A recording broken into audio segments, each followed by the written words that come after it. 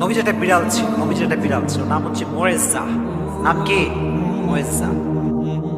বিড়ালটা হচ্ছে আমাদের আবেগের জায়গা, ভালোবাসার জায়গা, এবং বিড়ালের জন্য অধিক পরিমাণে ভালোবাসা, মায়া, আদর মানুষের মাঝে ঢুকিয়ে দিয়েছে একজন। তিনি কে?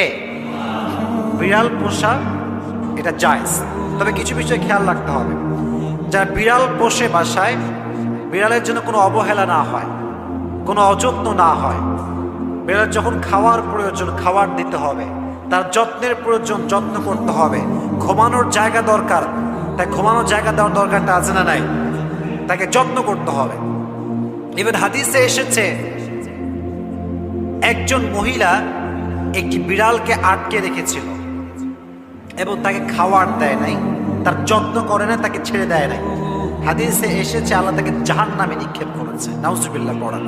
যে ব্যক্তি প্রাণীর উপরে দয়াবান হয়, যত্নশীল হয়, রহম করে, আল্লাহ তার উপরে রহমশীল হয়ে যায়। সুবহানাল্লাহ পড়েন।